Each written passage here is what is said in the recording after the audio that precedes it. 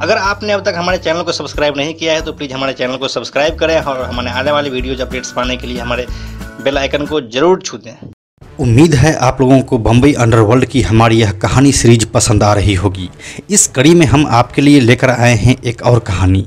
यह कहानी उस डॉन की है जो दाऊद के साथ काम किया, उसका राइट हैंड बना, बम्बई से दुबई तक उसका बिजनेस संभाला और फिर 1993 के बम्बई धमाके के बाद उससे अलग हो गया। और अलग होने के बाद शुरू होता है छुपन छुपाई और गैंग वॉर का खेल। वो खेल जो उसके पकड़े जाने के बाद तक चलता रहा। नाम है छोटा राजन। छोटा राजन का सिर्फ नाम छोटा है, बाकी काम उसके बहुत बड़े बड़े हैं। आज इसी छोटा राजन की ज़िंदगी के अंदर घुसेंगे और खंगालेंगे उसके क्राइम की दुनिया को। नमस्कार, मेरा नाम है प्रशांत और आप देख रहे हैं बेजोड़जोड़ा.com का यूट्यूब चैनल। छोटा राजन की कहानी शुरू होती है छोटा राजन से नहीं बल्कि बड़ा राजन से। उसके बारे में आगे बात करते हैं क्योंकि बड़ा राजन के बिना छोटा राजन शुरू ही नहीं होता। 5 दिसंबर 1959 को बम्बई के तिलक नगर चेंबूर में जन्मे छोटा राजन का असली नाम राजेंद्र सदाशिव निकालजे हैं। वो ज़्यादा पढ़ा लिखा नहीं है। बचपन में ही वो गलत धंधे में उतर गया था। चेंबूर के ही एक सिनेमा घर में वो टिकट ब्लैक करने लगा था। जब वो इस काम में आगे आने लगा तब उसकी मुलाकात हुई बड़ा राजन से। बड़ा राजन का असली नाम राजन नाइक था। बड़ा राजन की कहानी यह है कि वो इश्क की गिरफ्त में आ गया था। राजन नायर चेंबूर में ही दर्जी का काम करता था। बमुश्किल 25 से 30 रुपये की कमाई हो पाती थी। इसी बीच बड़ा राजन को एक लड़की से प्यार हो गया, लेकिन गर्लफ्रेंड निकली खर्चीली। मोहब्बत में गिरफ्तार राजन की गर्लफ्रेंड का जब बर्थडे आया तो पैसों की ज़रूरत हुई और वो गलत रास्ते पर चल निकला। शुरुआत हुई टाइपराइटर की चोरी करने से। इन पैसों से राजन नायर गर्लफ्रेंड की ज़रूरतों को तो पूरा करने लगा, लेकिन वो क्राइम के रास्ते पर बढ़ चला था। जल्द ही पुलिस ने गिरफ्तार कर राजन नायर को 3 साल के लिए जेल भेज दिया। जेल से निकलकर राजन ने गुस्से में अपनी गैंग बना ली। नाम रखा गोल्डन गैंग, जो आगे जाकर बड़ा राजन गैंग भी कहलाया। यह 80 का शुरुआती दशक चल रहा था। इस गैंग में कई सारे लोग काम करते थे। इसी में से एक था अब्दुल कुंजू। कुछ दिनों बाद बड़ा राजन की गर्लफ्रेंड को अब्दुल कुंजू भगा ले गया और शादी कर लिया। दोनों की दोस्ती दुश्मनी में बदल गई। अब बड़ा राजन तो अब्दुल कुंजू के खून का प्यासा हो गया। अब अब्दुल कुंजू पठान गैंग को ज्वाइन कर लिया था। पठान गैंग मतलब करीम लाला का गैंग। इसके बारे में हम आपको हाजी मस्तान वाले कहानी में विस्तार से बता चुके हैं। 1982 में पठान भाइयों ने कुंजू की मदद से अदालत के बाहर बड़ा राजन यानी कि राजन नायर की हत्या करा दी। बड़ा राजन गैंग तबाह हो गया और फिर राजेंद्र सदाशिव निकालजे ने उस गैंग को संभाला। यहीं से उदय होता है छोटा राजन का। राजेंद्र सदाशिव निकालजे छोटा राजन क्यों बना, इसकी भी एक कहानी है। चलते हैं 3 साल पीछे। साल 1979 में इमरजेंसी के बाद पुलिस कालाबाजारी करने वालों पर शिकंजा कस रही थी। इस वक्त 19 साल के युवा अपराधी के करियर की शुरुआत मुंबई के सहकार सिनेमा के बाहर टिकटें ब्लैक करने से हो रही थी। लोग बताते हैं कि एक दिन पुलिस ने इसी सिनेमा हॉल के बाहर लाठीचार्ज किया। लाठियों से गुस्साए राजेंद्र सदाशिव निकालजे ने पुलिस की लाठी छीनी और पुलिस वालों को पीटना शुरू कर दिया। पुलिस वालों से राजेंद्र की यह पहली मुठभेड़ थी। कई पुलिस वाले घायल हुए। इसका एक नतीजा ये रहा कि मुंबई के ज़्यादातर गिरोह राजेंद्र को अपने साथ जोड़ना चाहते थे। राजेंद्र ने बड़ा राजन गैंग ज्वाइन करने का फैसला किया। राजेंद्र की यही दिलेरी उसे राजन गैंग का गद्दी सौंपा और फिर बड़ा राजन का नाम बढ़ाते हुए वो छोटा राजन के नाम से गैंग चलाने लगा। छोटा राजन को गिरोह के कई लोग नाना भी कहते थे, इसीलिए राजन के गैंग को नाना गैंग भी कहा जाता था। 1982 में बड़ा राजन के मरने के बाद गैंग की कमान छोटा राजन के हाथ में आ तो गई, लेकिन गैंग को चलाने के लिए उसे एक और बड़ा काम करना भी बाकी था और वो काम था बड़ा राजन की मौत का बदला। अब अब्दुल कुंजू भी इस बात को जान चुका था कि छोटा राजन उसे छोड़ने वाला नहीं है। उसके भीतर छोटा राजन का डर इस कदर बैठ गया कि 9 अक्टूबर 1983 को अब्दुल कुंजू ने बम्बई क्राइम ब्रांच में जाकर सरेंडर कर दिया। कुंजू को ये लगा कि ज़िंदगी बचाने का इससे सही तरीका नहीं हो सकता है, लेकिन छोटा राजन की कोशिशें जारी रही। जनवरी 1984 में छोटा राजन ने कुंजू को मारने की कोशिश की, लेकिन आधी कामयाबी ही मिली। कुंजू को सिर्फ घायल किया जा सका और कुंजू वहां से भागने में सफल रहा। 25 अप्रैल 1984 को जब पुलिस कुंजू को इलाज के लिए अस्पताल ले गई तो अस्पताल में एक मरीज हाथ में प्लास्टर बांधे हुए बैठा था। जैसे ही कुंजू करीब आया, प्लास्टर को हटाकर उस आदमी ने फायरिंग शुरू कर दी। किस्मत ने कुंजू का फिर साथ दिया, लेकिन यह हमला अपने आप में एक इतिहास बना बैठा। अगर आपको याद होगी तो यही तरीका कितनी ही बॉलीवुड फिल्मों में भी दिखाया जा चुका है। एक आदमी और था जिसे इस हमले के तरीके ने सबसे ज़्यादा इम्प्रेस किया था, दाऊद इब्राहिम। कहा जाता है कि इस खबर को सुनने के बाद दाऊद ने छोटा राजन को मिलने के लिए बुलाया। इस मुलाकात के बाद छोटा राजन को दाऊद की गैंग में जगह मिल गई और छोटा राजन की कुंजू को मारने की अगली कोशिश भी सफल हुई। उस दिन कुंजू क्रिकेट के मैदान में था। क्रिकेट की सफ़ेद पोशाक पहनकर मैदान में कई लोग थे। तभी कुछ नए खिलाड़ियों ने मैदान में शामिल होकर कुंजू और उसके साथियों पर फायरिंग शुरू कर दी। इस तरह छोटा राजन ने अपने अंडरवर्ल्ड भाई बड़ा राजन की मौत का बदला लेने का मिशन पूरा कर लिया था और अब वो राजन गैंग को भी दाऊद के साथ जोड़ दिया था। अब यहाँ से कहानी पहुँचती है बड़े लेवल पर।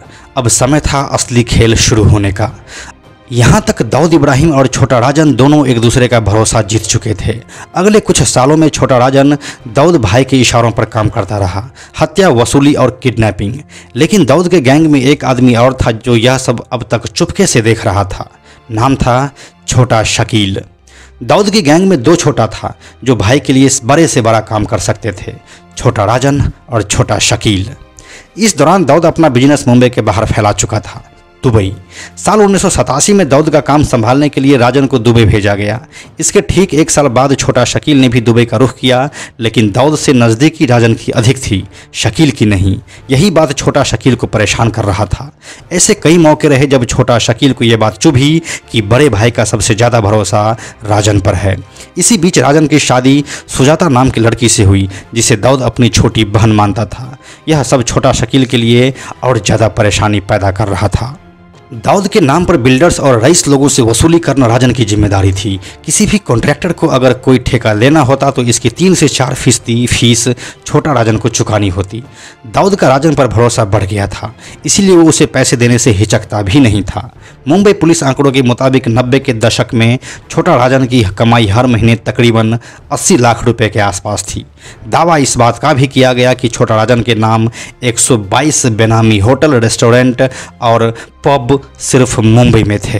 दाऊद का गैंग बड़ा था, लोग तेज थे, संभालना आसान नहीं था और ये वाकई आसान हुआ भी नहीं। दाऊद गैंग में बढ़ते छोटा राजन के दबदबे को कुछ लोग पचा नहीं पा रहे थे। वे लोग थे छोटा शकील, शरद शेट्टी, सुनील रावत और छोटा शकील का खास शूटर सौत्या। साल 1992 में दुबई में एक मीटिंग हुई। उस वक्त छोटा राजन मुंबई में था। यहाँ वो दाऊद के बड़े भाई साबिर इब्राहिम कासकर की हत्या करने वाले करीम लाला और अमीरजादा को मारने के लिए आया था। दुबई के उस मीटिंग में छोटा शकील ने दाऊद से कहा, दाऊद भाई, छोटा राजन सारी ताकत खुद के पास रखता जा रहा है। ऐसा नहीं हो कि आने वाले दिन में छोटा राजन तख्ता पलट करे और आपको ही गैंग से बाहर कर दे। इस पर दाऊद का जवाब था, ऐसी अफवाहों पर तुम लोग कब से यकीन करने लगे? वो बस अपनी गैंग का मैनेजर है। लेकिन दाऊद के इस जवाब के बाद भी वहाँ मौजूद लोगों के दिलों से छोटा राजन के लिए करवाहट कम नहीं हुई। कुछ वक्त की खामोशी के बाद दाऊद छोटा शकील से कहता है, छोटा राजन को फ़ोन लगाओ। छोटा राजन के फ़ोन उठाते ही दाऊद कहता है, इब्राहिम की मौत के लिए जिम्मेदार लोगों को तू अभी तक नहीं पकड़ पाया ना? छोटा राजन का जवाब आता है, हाँ भाई, मेरे लड़के लगे हुए हैं। हमले के लिए जिम्मेदार लड़के अभी जे अस्पताल में भर्ती है, सिक्योरिटी बहुत टाइट है, मैं जल्दी कुछ करेगा भाई। तभी मीटिंग रूम में छोटा शकील का सह पाकर वहीं कमरे में बैठा शूटर सौत्या दाऊद से कहता है, मेरे को बस एक मौका दो भाई और आप देखोगे कि मैं कैसे सिक्योरिटी तोड़कर बदला लेता हूँ। सौत्या दाऊद के पैर छूकर निकलता है। अब छोटा शकील और सौत्या के लिए यही मौका था कि छोटा राजन को दाऊद की नज़र से गिराया जाए। अब कहानी एक कदम और आगे बढ़ती है। कहानी कॉन्स्पिरेसी की, कहानी षड्यंत्र की। 12 दिसंबर 1992 को अस्पताल में छोटा शकील और सौत्या के गुर्गे घुसने की साजिश रचते हैं। अस्पताल पर हमले के लिए AK-47 का इस्तेमाल किया गया। पुलिस के मुताबिक 500 राउंड फायरिंग हुई और अमीरजादा मारा जा चुका था। दाऊद का बदला पूरा हो चुका था और दाऊद के गैंग में अब छोटा राजन के अंत की शुरुआत भी हो चुकी थी। यहाँ से इन अदावतों का दौर और अब लंबा चलने वाला था। अब दाऊद ने अपने खास बैठकों में छोटा शकील को शामिल करना शुरू कर दिया था और छोटा राजन को किनारे लगा दिया। फिर कुछ महीनों बाद 1993 में बम्बई में भयानक विस्फोट हुआ जिसने बम्बई अंडरवर्ल्ड की तस्वीर ही बदल दी। धमाकों के बाद मुंबई के लोगों के मन में दाऊद और उसके सहयोगी छोटा राजन के लिए नफरत भर गई। इसके बाद छोटा राजन ने अखबारों को फैक्स के जरिए अपना पक्ष रखने की कोशिश की कि इन धमाकों में उसका कोई हाथ नहीं है। छोटा राजन ने दाऊद इब्राहिम का भी बचाव किया और वहीं वह फंस गया, क्योंकि राजन को पूरी बात की जानकारी नहीं थी। दाऊद इब्राहिम ने गैंग में छोटा राजन और छोटा शकील से मतभेद कम करने की बहुत कोशिश की। दाऊद ने एक मीटिंग में चिल्लाकर कहा था, नाना मेरे बुरे वक्त का दोस्त है, मैं उसकी बुराई नहीं सुनना चाहता, आपस में झगड़ा धंधे की मौत होता है। दाऊद इस बात को जानता था कि आपसी रंजिश से बिजनेस को नुकसान होगा, लेकिन फिर भी यह उसके कंट्रोल से बाहर हो गया। दाऊद इब्राहिम से छोटा राजन नाराज नहीं था, लेकिन वो छोटा शकील के चाल को बखूबी समझ रहा था। फिर बाद में जब राजन को मीटिंग में नहीं बुलाया गया, तब राजन ने खुद को अलग करना शुरू कर दिया। साल 1993-94 आते आते दोनों धरे यानी कि छोटा राजन और छोटा शकील एक दूसरे के खून के प्यासे हो चुके थे। छोटा राजन ने दाऊद गैंग का काम करना बंद कर दिया था और अब वो भारत लौटकर सब कुछ बताना चाहता था, लेकिन छोटा राजन का पासपोर्ट दुबई में शेखों के पास रखवा दिया गया था। राजन के पास अब भारत आने का कोई रास्ता नहीं बचा था, लेकिन ये ज़रूर था कि छोटा राजन की समझ में आ गया कि दुबई में जीना अब आसान नहीं होगा उसके लिए। किसी भी वक्त उस पर हमला किया जा सकता है। उन्हीं दिनों दाऊद दुबई में एक बड़ी पार्टी करता है। इस पार्टी में शहर के बड़े लोगों को बुलाया गया। छोटा राजन भी पार्टी में जाने के लिए तैयार हो रहा था, तभी एक फ़ोन आता है। राजन फ़ोन उठाता है तो एक अनजान आवाज़ आती है, नाना वो पार्टी में तुमको टपकाने की प्लानिंग किया है, तुम उधर मत जाओ। छोटा राजन सतर्क हो जाता है। फ़ोन रखने के बाद वो इंडियन एम्बेसी जाता है। वहाँ वो एक रॉ ऑफिसर से बात करता है। दिल्ली फ़ोन लगाए जाते हैं और कुछ घंटों के बाद ही राजन काठमांडू की फ़्लाइट पकड़कर निकल लेता है। क्योंकि काठमांडू में दाऊद का गैंग काफ़ी एक्टिव था, इसलिए राजन वहाँ से मलेशिया चला जाता है। ना चाहते हुए भी दाऊद इब्राहिम को छोटा राजन को खोना पड़ा। इसका सबसे बड़ा फ़ायदा हुआ छोटा शकील को। जो छोटा राजन कभी दाऊद का दायां हाथ था, अब उस जगह छोटा शकील आ चुका था।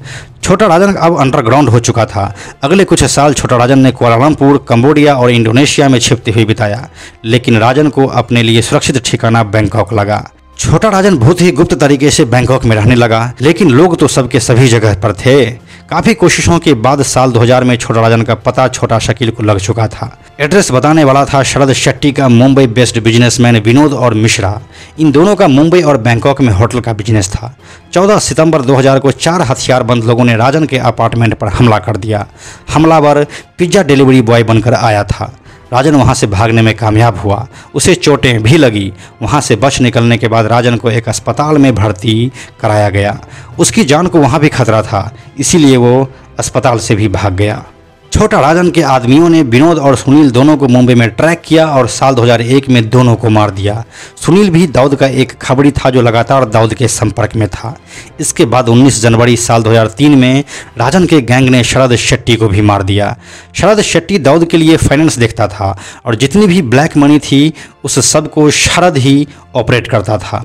शरद को मारने के बाद अब दाऊद इब्राहिम और छोटा राजन दोनों डायरेक्ट आमने सामने थे, क्योंकि शरद शेट्टी के मरने से दाऊद इब्राहिम को फाइनेंशियली बहुत बड़ा लॉस हुआ था। छोटा राजन फिर अंडरग्राउंड हो गया और दाऊद इब्राहिम भी अब अपना ठिकाना दुबई से उठाकर कराची शिफ्ट कर लिया था। अगली बार छोटा राजन का दुनिया ने नाम सुना जून 2011 में, जब मिड डे न्यूज़पेपर में वरिष्ठ क्राइम रिपोर्टर ज्योतिर्मय डे उर्फ जेडे की मुंबई के पवई में गोली मारकर हत्या कर दी गई। इस हत्या में छोटा राजन का नाम आया। इसी दौरान साल 2013 में मुंबई के बिल्डर अजय गोसालिया और अरशद शेख की हत्या केस में भी छोटा राजन गैंग के लोगों का ही नाम आया। इंटरपोल ने छोटा राजन को पकड़वाने के लिए रेड कॉर्नर नोटिस जारी किया। फिर 2015 में खबरें आई कि छोटा राजन ऑस्ट्रेलिया में है। वो वहाँ पर कई महीनों से रह रहा था और वहाँ की नागरिकता लेना चाह रहा था, लेकिन इंटरपोल के रेड कॉर्नर नोटिस के बाद ऑस्ट्रेलियन अथॉरिटी ने उसका पासपोर्ट और फिंगरप्रिंट चेक किया। चेकिंग के दौरान ही राजन समझ चुका था कि वो फंसने वाला है।